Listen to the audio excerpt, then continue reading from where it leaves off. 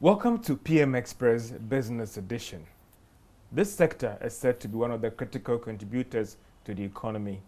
But in the wake of COVID-19, will it still play that critical role in our economy? Yes, I'm talking about investment, foreign direct investment. With COVID-19 impacting on several economies around the world, will we continue to attract those huge numbers in terms of funds into the economy or not? Or they will dry up as everybody look internally to see how they can turn the economy around? What will be the strategy going forward to ensure that as an economy, we don't struggle as a result of this whole COVID-19 and investment attraction? Well, I'm privileged to engage the Chief Investment Officer for this country, Mr. Grant. I'm getting more from him on how do we strategize going forward as an economy and country in the midst of COVID-19. Be back after this break.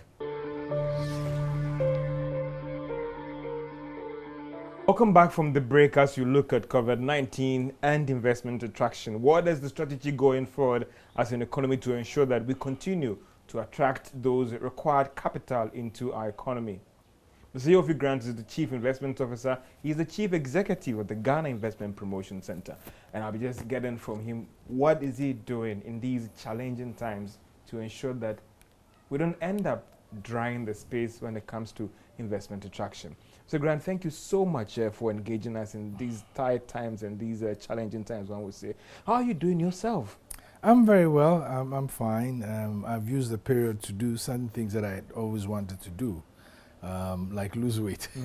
So in a month and a half, I've managed to lose 7 kilos. Wow. Through very rigorous dieting and then exercising. I try to walk at least 4 kilometers a day. If I don't, I have a little gym, so I work out. So. Has this new Mr. Grant been influenced by the fear of COVID-19 in trying to be healthy, more conscious about your health? Well, I think everybody should be, but it's still the same old Mr. Grant. I used to be an exercise buff. I was addicted to the gym, but of course things have changed, and you don't have enough time to do the things that you really want to do. So there are blessings in some of these unfortunate times. And I think many of us need to take advantage of it to do the things that you really want to do. The economy was on a trajectory in terms of picking up strongly. We knew about the year of return and all the rest. And you saw how things were going.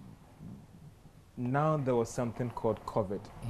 Do you curse this thing that how could it come at this time? I think it's a collective responsibility globally to curse this COVID thing, because it's brought so much disruption that I am not sure the world is going to be the same again.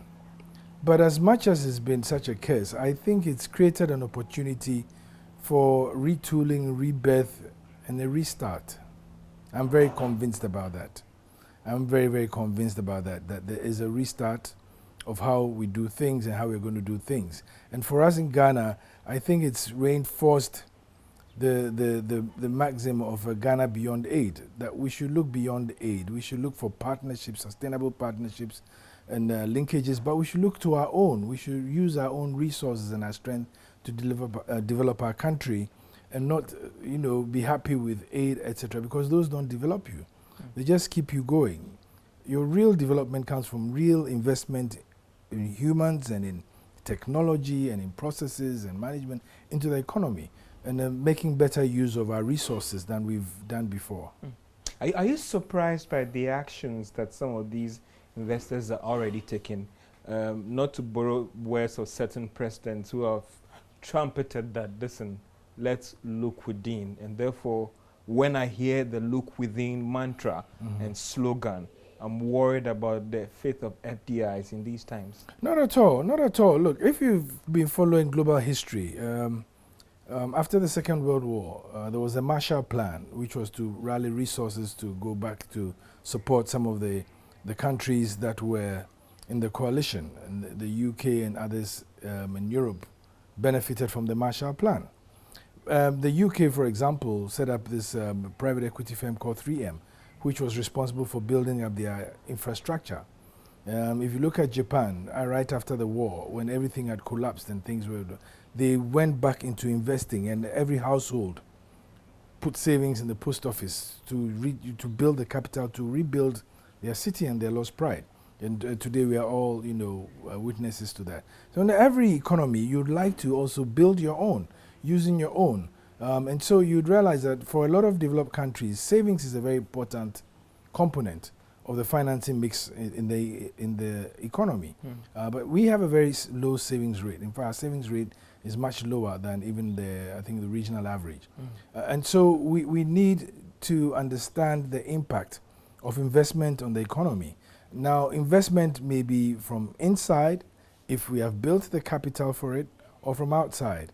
And our history, if you look through our economic history, right from the days of Kwame Nkrumah, it was mainly statism. The state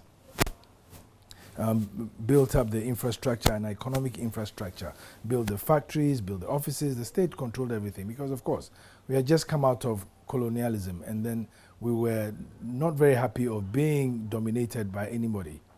And then after that, the ideological experimentation changed a bit. So we had a period where we went back into energizing private sector. And that's when we saw what could potentially have been Ghanaian magnates come on stream in the economy. So you had FK Poku, you have Kowus Motors, you had quite a number of big players in the market, and they built industries. They actually were assembling cars. We were assembling Tata cars, we were assembling Leyland Motors, we were assembling VWs, we were assembling Passat, etc. in Ghana. So we had taken those steps to build them. And then, of course, in the poor political experimentation or ideological experimentation, all those were wiped away. We had Tata breweries. We have a Ghanaian indigenous company.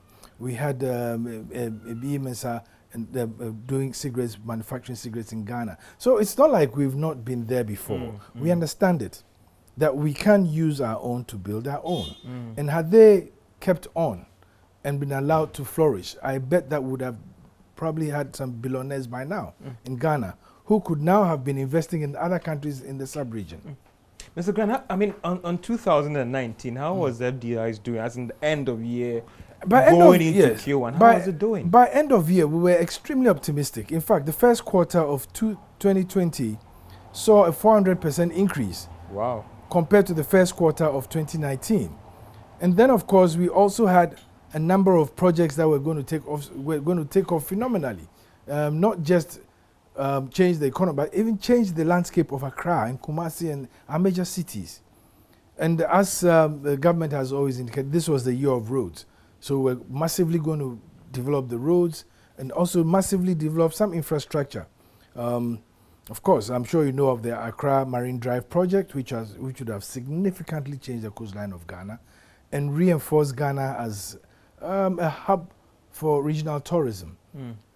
We know the trade fair was also undergoing some new developments. There's the middle of the world, center of the world project somewhere in Tema. So we had all these things that were in advanced stage of discussion and development. We even had the Accra Sky Train, which would have been the first sky train, I believe, in West Africa. And these things do a lot for your image and also for your morale. When you see a lot of development taking place, people are more engaged, they're happy. And of course, COVID-19 crept in suspiciously and disrupted all that. But I dare say that compared to many of the other governments around, Ghana has still done predominantly well. Because whilst many economies are going to recession, we will see our GDP growth slow down, but still be in the positive. Indeed, we estimate that it will drop from the projected 6.8, which we are well on track on achieving, to between 1.5 and 2.5%. Government itself is saying 1.5. Yes, because the IMF is saying 1.5. It appears the Bank of Ghana is quite optimistic, projecting a 2.5%. Yes, because they see the numbers, the flows in and out significantly. So they may have a different way of projecting. And I'm sure you have a bit of economics background. Economists, you can have 10 economists differ significantly on the same issue, on how to tackle and what they think out of it. So it's not out of whack. The important thing is that there will be growth. That nobody doubts, that there will still be some growth. And that is testimony of what we are doing in this COVID area and what we have planned to do in the post-COVID area and the recovery of the economy after that. I'll be getting more on you about the strategy in terms of recovery and even sustaining capital attraction. But still, let's look at FDIs and performance. And I know you see that the bigger picture. You see the bigger picture here at the top. Yesterday, I remember I participated in a webinar where the energy minister was highlighting how COVID has impacted on investment in the oil sector, where some big oil firms had frozen new oil exploration. Those were coming in with some huge capital had to put on. We talked about the Sky Train. How bad has this COVID seen some of these foreign investors hold on to FDIs that were coming in that would have been serious? I mean, talking about the Sky Train. Yes, I'm happy you say. Projects? I'm happy you say hold on, because so far as I'm concerned, and from where I sit, most of these people have not cancelled their investments. That is a commitment you had from them? Yeah. It's a promise you had from them? Yes, it's not a promise. It's investment is not, people don't invest because they like your face or they think you're a happy guy. And they invest for many reasons, one of them being that they are going to create a business that is sustainable and will grow. So, of course, they'll make money. Every businessman intends to make money. But I'll tell you, my lifelong experience as an investment banker, people who invest and invest big go a little beyond the commercial return. They are people who dream and want to build big and achieve. They want to be in regions because they think it's strategically important. So you see investors elsewhere who says, I want to be in Ghana because Ghana is a place that I think is going to go forward. And so that is my desire. And it's based, that decision is based on a number of parameters. The fact that we are seen to be politically very stable, the fact that we speak English, the fact that we are positioned right in the center of the world. Ghana is the only country latitude 0, longitude 0. So logistically, perfect place for a hub for the region. The fact that we have achieved some significant gains, economic gains over the past 3 years and set a certain trend is attractive to most investors because that's what they want to see. They want to see a country where GDP is growing because growth in GDP means growth in market. And growth in market means growth in product, growth in consumption. So if you situate in a place that has growth in investment because and that's going to impact further growth in GDP, then you're in a good place. And Ghana offers that good place. That's just one side of the equation. The second side of the equation is that we are a resource-rich country. Those resources have not changed, COVID or no COVID. We still are rich in oil and gas. We still have resources, mineral resources like bauxite, iron ore, lithium, manganese, diamonds. We still have them. We still have significant agricultural land, which is there, COVID or no COVID, they are still there. And so what you'd expect to happen, and what I'm hearing and what I'm feeling, speaking to a number of global investors, that, well, yeah, we need to first ensure that we protect lives, and then we protect livelihoods, and then we'll come and tackle the real deal of investing, because we believe that Ghana offers that real attractive opportunity that the investor wants to see. And when you put or thread all the needles and dot out the I's and the T's, Ghana looks comparatively extremely attractive. So the assurance that you've gotten from them is that, listen, we care about the health of your people, therefore these investments are being put on hold and we are going to come back. Absolutely. Absolutely. Like I just gave you the story of the Second World War. Yeah. Many cities were destroyed. They didn't lie back and say, oh, they've been destroyed, so that's the end of the world. It gave an opportunity for a new wave of investment. And that is going to happen post-COVID. As you'd realize, we took advantage of this disaster to start looking further and deeper inwards. So some of the PPE and the other things that would have imported in the crisis, we are actually manufacturing and producing them here. For example, coveralls, masks, sanitizers, alcohol, we are doing them. In the pharmaceutical side too, some of the drugs that we would have imported, we want to manufacture here, the generics, you know, the paracetamols, the drugs that are used for malaria, etc., etc. We are manufacturing them here in a bigger scale than we were before. And so that's very important. But if you look beyond that, we already have VW rolling out VW cars. They are looking at 6 different VW cars to be assembled here. We have Sinotruk from China already assembling trucks, or right about to start assembling trucks in their newly built factory in Tema. We've seen new factories come up with the 1D, 1F in agro-processing, fruit juicing, packaging, etc., etc. So there is a new wave of industrialization taking place in Ghana. And we believe that going forward, with the right motivations, with the right incentives, we are going to go even faster than before. You mentioned the automobile firms that are supposed to come in, and some have already started already. Some are also waiting for. I actually mentioned those who are here already. Okay. I haven't mentioned those that haven't come yet. Like the Suzukis, the Hondas, the Nissan, who are all looking to see if they can actually assemble their cars in Ghana for the sub-regional market or the West African market. So you talked about that. I mean, so do I get from you that all these automobile firms that were supposed to come in, they've also given us the assurance that, listen, we're going to come in. And they are looking for opportunity. We have VW, and then which other is the Sinotruk. They have started, right? Yes. What about the rest? They are working through the mechanics. And, you know, sometimes it's very difficult when somebody says, about you've done all these trips. Why? We haven't seen the investors. Yeah. Investors don't get up on one visit and then just run to your country. They do their due diligence. They look at the market. They look at the socio-economics of the market. They look at the time, the lead time it will take for them to develop whatever they want to do. To build some factories take 18 months to build, the factory alone. So if the guy says, yes, I'm coming to invest in your country, by the time that manifests into a real business, it's 18 months. So it's not like, because, and that even we should tell you, logically, then if I were a smart investor and I project that at some point we'll have a handle on this COVID thing, this is the time to start working. Your barriers to entry may be lower. So there's a science and a method to it, and there's an art to it as well. You have people who smell opportunity. Some have to be told the opportunity. Those that smell opportunity are always very clear in their minds. And I think Ghana is lucky to be the country that it is, well endowed. We have friendly people. We have 365 days of summer. We always have sunshine. And so people love it. Apart from that, I think in the current government, we have a very welcoming and accommodating government that is doing the right things for a country. A Ghana beyond it can undoubtedly, or should undoubtedly, be the mantra of every African head of state. This is a continent that is resource rich. Yet the people are poor. What do you attribute that to?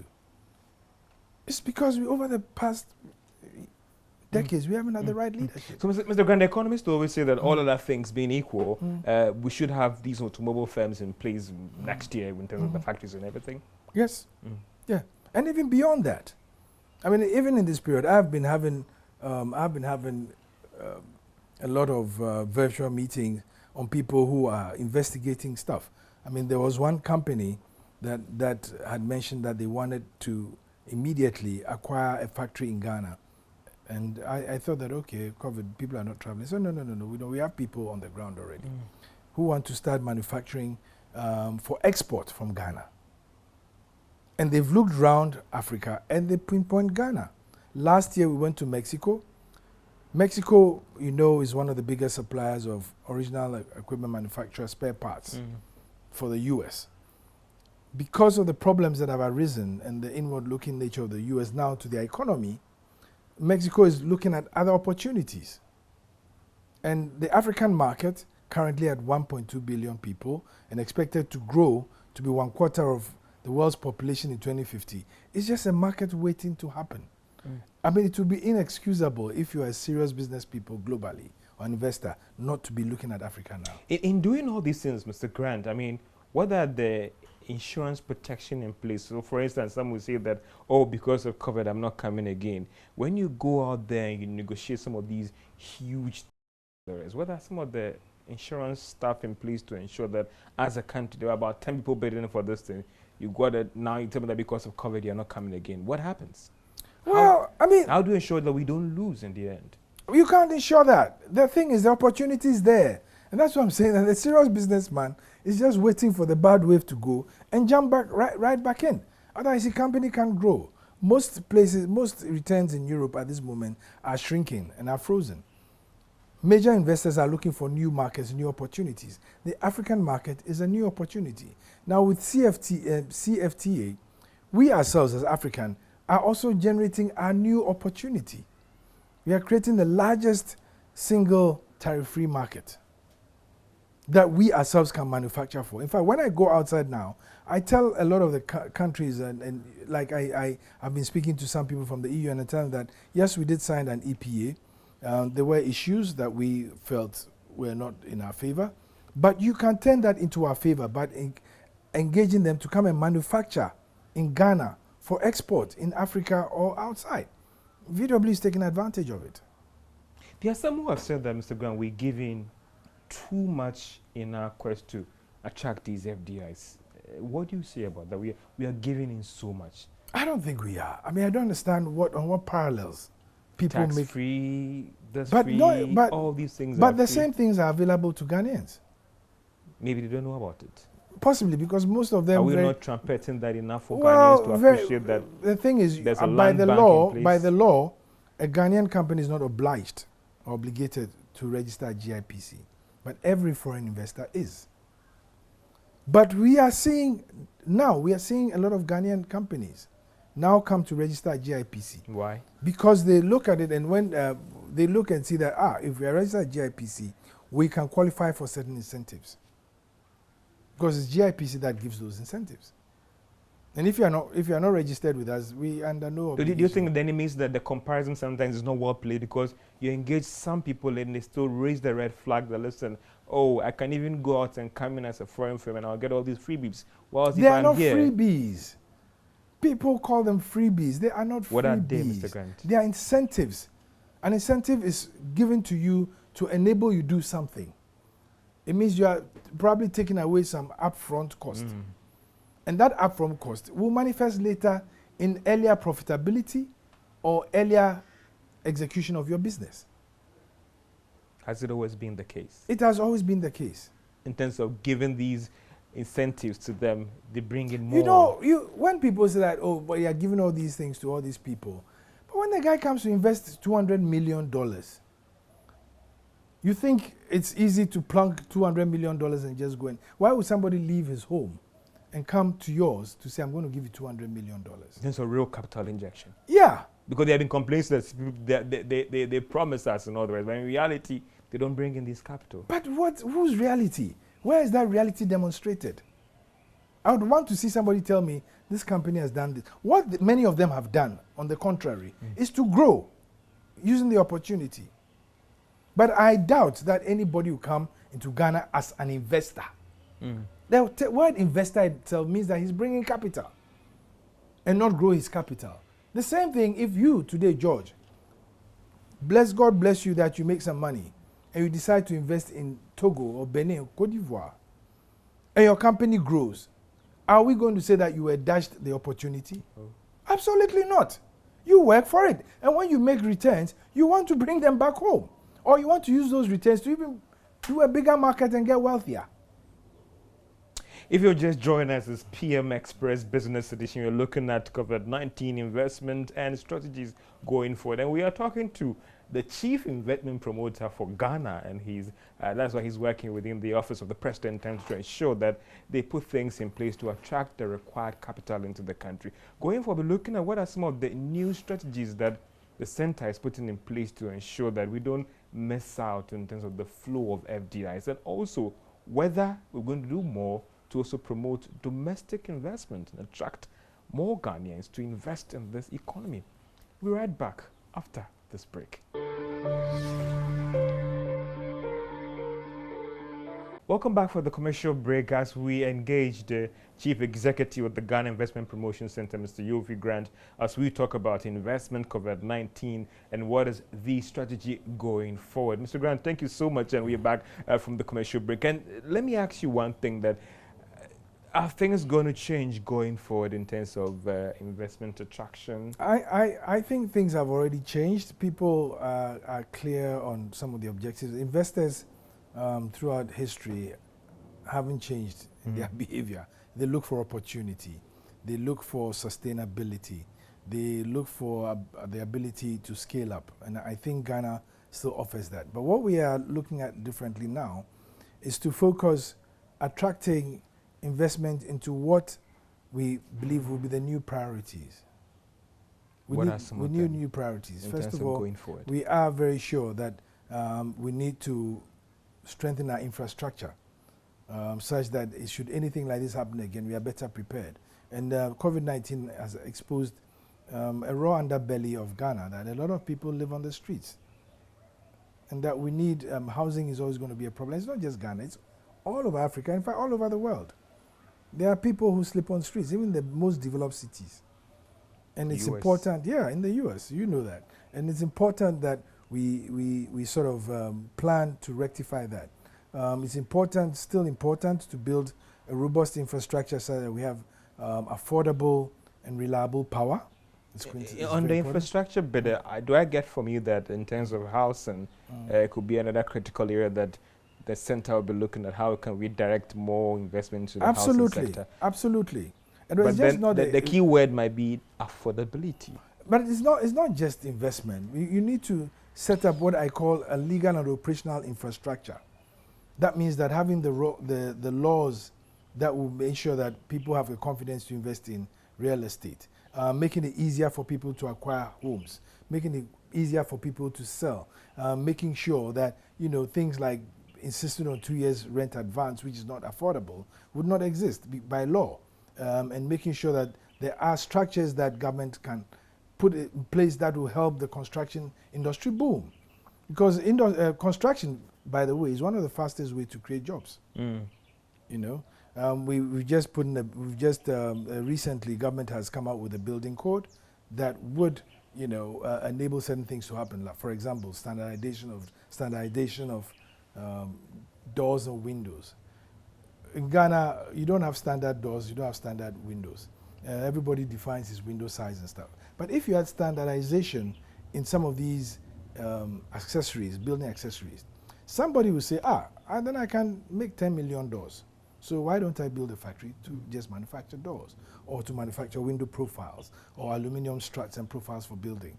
That in itself will create another industry in manufacturing. So these things are there. Then secondly, so we are looking at the necessary things post-COVID, and make sure that people have food. So a bit more impetus into the highly successful, highly successful planting for food and jobs. Yes, I was surprised to learn that because of the initial success that the program has won, planting for food and jobs. Yes, we are currently exporting about 19 different foodstuffs that we were importing 2 years ago. We are exporting them. Now the thing is, you have to build a robust ecosystem. I call it the infrastructure, from the A to Z of the value chain, to make sure that you capitalize on that very well. Because if suddenly you had a glut and you're exporting some of these things, and you don't take care of the food security bit, ensure that you maintain security, you don't export and then suddenly find yourself wanting, then you have a problem. So those are the things that immediately we are looking at solving. That we have a robust ecosystem to reach the market, from farm gate to market and from factory gate to market. The demand will grow to pick it up. The demand is already there. And then the other bit of it too is that we are looking at perhaps redirecting some of our incentives to investors who partner with Ghanaians, and then who also ensure that we accelerate our journey to achieving the SDGs. Are you going to insist? Because other economists, some would say they are doing that, insisting that you cannot come into our economy and invest if you are not coming in as a JV, a joint partnership. Well, that's their strategy. That's their strategy. Do you think we should do that? Yes and no. I mean, it's okay to do that. Let's talk about yes. I believe in partnerships.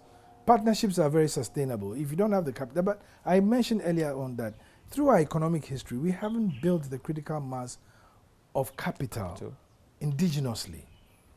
I mean, I was having a debate with somebody, and he made a point. He said, after listening to it, he said, so are you telling me in Ghana today, you can't find 10 people who have $100 million?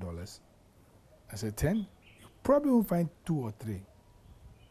You don't. Are you surprised, brother? Because you see the numbers, you see the influence. Yes, I am not only And are you surprised, surprised that we cannot even get 2 Ghanaians? Surprised, I'm utterly shocked, but not shocked. I understand why. Why? Maybe I'm more concerned that we haven't built that ecosystem to build the Ghanaian industrialist or the Ghanaian business magnate. And I gave you the history that we once had them. We once had them, but we ourselves destroyed them. But I also been that as over the years as a country, we focus so much in attracting the foreign investors to come No, in. we focus too much on the state being responsible. And that is for why everything. we couldn't grow these Ghanaian investors. No, you are not listening. I'm I said we did have Okay. potential Ghanaian magnates and industrialists. Okay. But we destroyed them because we wanted the state to take control of everything. Mm-hmm. And at some point, that wasn't the political flavor, to be rich and to work hard to make your money.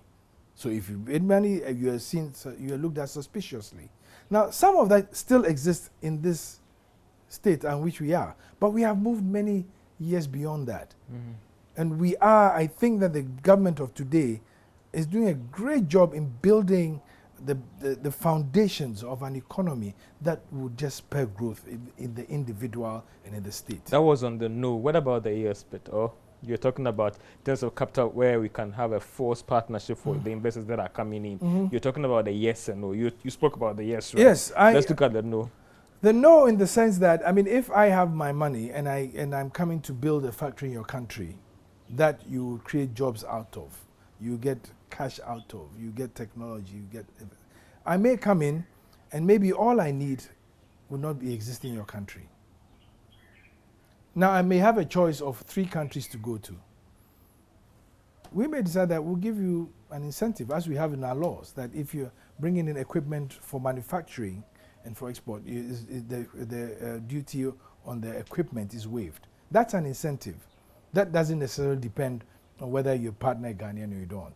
But we want to push it to a place where we'll coerce, we will not force, we will coerce the investors to partner with Ghanaians. And I'll tell you, in my experience, 3 years in GIPC and my former life as an investment banker, it's almost clear that foreign investors who come in, who partner Ghanaians, have a faster route to their objectives than those who don't. Mm. They even find it cheaper to employ Ghanaians. Because when you employ a Ghanaian and you pay him the same as you pay an expatriate, at least you are not going to take care of his medicals, you're not going to take care of his house, you're not going to take care of his kids' school fees, etc., etc. Those because the indigent already takes care of those himself. You know, so it happens. And apart from that, foreign direct investment is always important to any economy. Today, the second largest recipient of foreign direct investment is China. But China is also a provider of significant foreign direct investment because they also believe that there are opportunities where they can partner with foreign capital and foreign expertise to build their economy. There's a science to it and there's a smartness to it. And so when you see the president traveling, and me in tow, it's not that we are going for joyride. We are going to coerce these people that come to Ghana. Ghana is offering you a great and attractive opportunity. And we are going to see the benefits of that opportunity. The country growing at an average of 7% a year is not by accident. Mm. It's by dint of hard work. Stabilizing the macro with fiscal discipline. And right now we are moving to macroeconomic discipline and then sustainable and irreversible growth. Those are plans that have been done. They've been cemented with policy, free SHS, to make sure that in the next 5 years, the Ghanaian that you see, the minimum education you have is high school or secondary school education. One district, one factory. Factories all over the country. So we move from just being one that is exporting our raw materials and resources into one of manufacturing. But that doesn't happen overnight. So we are starting by saying, let's just get some value addition and manufacturing enterprise in each of our 260 districts. Let it work for 5 years. Then you start seeing the big factories because people who build these small things will now look at scaling up. Mm. So there's a method to it. Mm. At the same time, planting for food and jobs, because we are basically an agricultural nation, we want to create a resource that is sustainable. And agriculture is there. So if we plan our agriculture such that it has long-term perspectives, then you have the raw material for industry. I've told you we are already resource rich. The minerals are there, it's still in the ground. But we don't have the capital ourselves to pull it out. So we will partner with people. So we have the raw materials, we have the plans, we have the objectives, we have the strategy. What more can we wait for to let it happen? And I dare say that the current government is doing an amazing job in letting it happen. In terms of looking at the strategy again, Mr. Grant, some have also said that maybe the best form of investment selling is about dealing with all the internal problems as cost of doing business, access to power, registration, and we will all join you in selling Ghana. Absolutely. Is that something you're also going to make sure that your other colleague ministers focus on doing and addressing? Yes, the GIPC reforms that we've spoken about several times, that's the objective, to make sure that we have the best, and the president's view, and it's his view, not just his vision, it is his view that Ghana can be the best place to do business in Africa if we get the frameworks right. Better than Mauritius? Oh, well, at some point way back, Mauritius was described as a backwater sugarcane farming country. And we can beat them now? And what did they do? They also strategized like we are strategizing today. Today, they are a high technology output country. The same, Rwanda is doing the same. But these are very small countries as compared to Ghana anyway. But we are well on track. This is how you begin it. You put out the foundational policies and build on those foundational policies. When you look at Rwanda, when you look at Mauritius, are you worried that a country like Ghana, with all our resources and everything, we've not been able to put ourselves above these countries when it comes to attracting investment? Yes, I am worried. But the amount of investment that goes to Rwanda is nowhere near the kind of investment that comes to Ghana. Rwanda is probably attracting FDI of somewhere 600 million thereabouts. We have moved to the billions. But why does it, for the layman, it comes across as they are doing so well when it comes to FDIs? It's all part of the marketing. They are doing well. It's the same that when you go outside today and people hear Ghana, they want to know what's going on because they see outside visibly that Ghana is doing very well.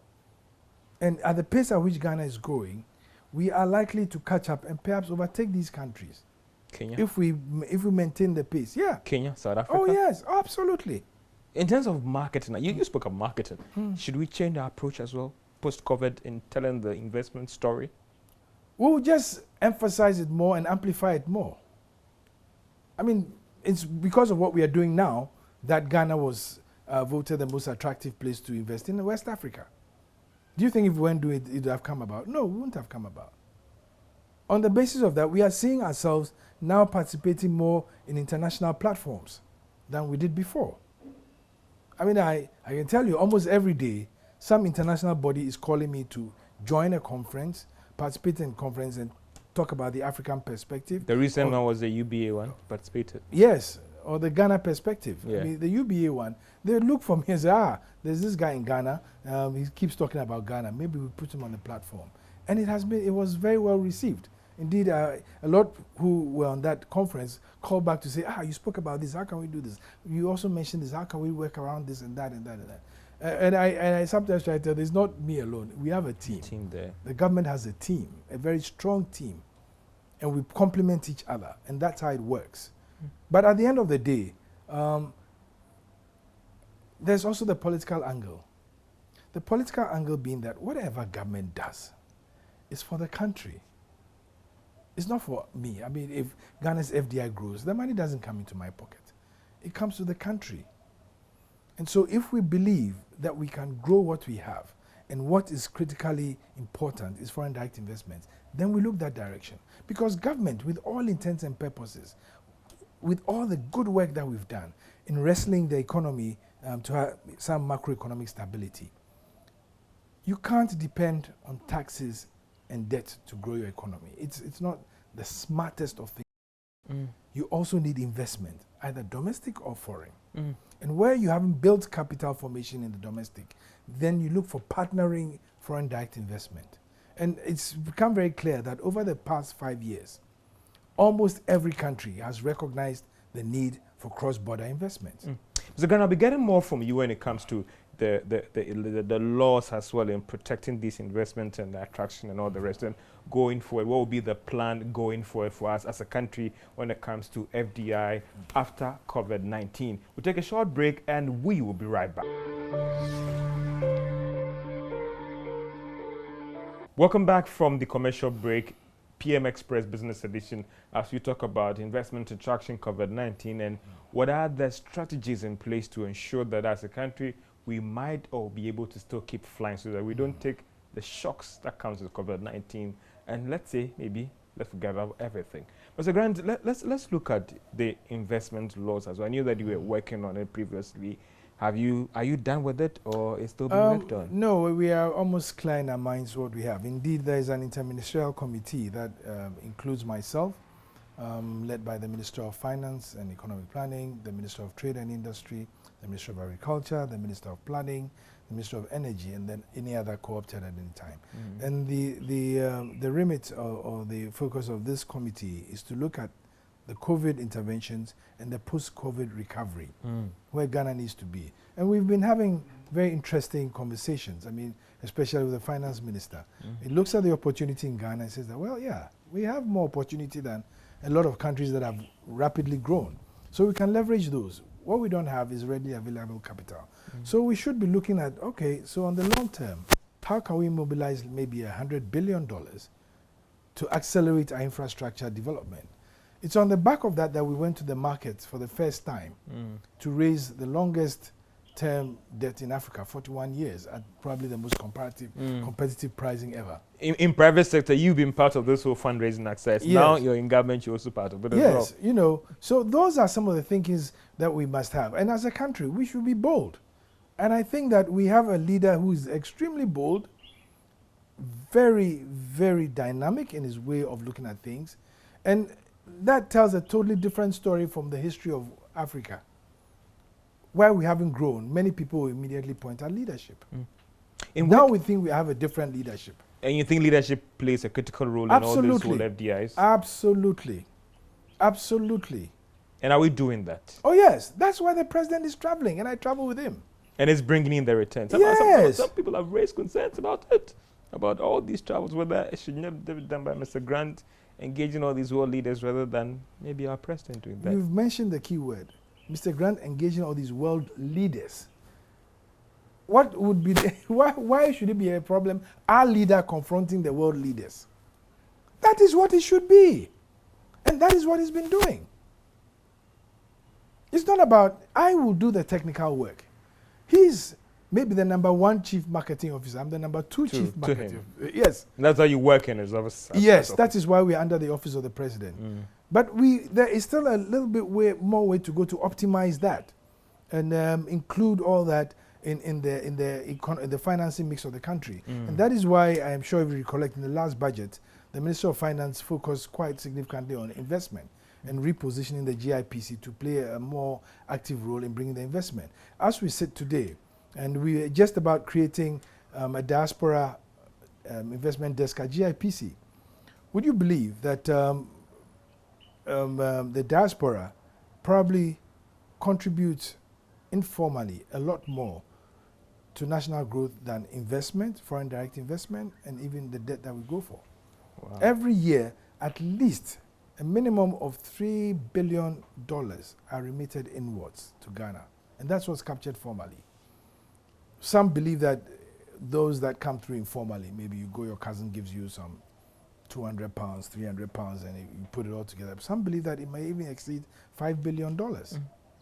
So that is another angle that you can't tap for national development. How are you tapping into that? I mean, I just mentioned that we've set up the diaspora desk at GIPC. We are working with also the foreign ministry, which now is purely engaged in economic diplomacy and not the champagne drinking type that we knew before, not political. And then we work with the diaspora secretariat at Office of the President. We're working with immigration. We're working with scholarship secretariat. We are working with quite a number of agencies to make sure that we harness that resource for national development in a constructive, structured way. And I think that some of the events that happened last year, and with our partnership with the Ministry of Tourism, yes, was extremely significant in this whole agenda. The year of return actually lit up Ghana's candle in many countries with the diaspora. And Ghana almost by default has become the Mecca for African Americans the world all over. Everybody wants to come to Ghana.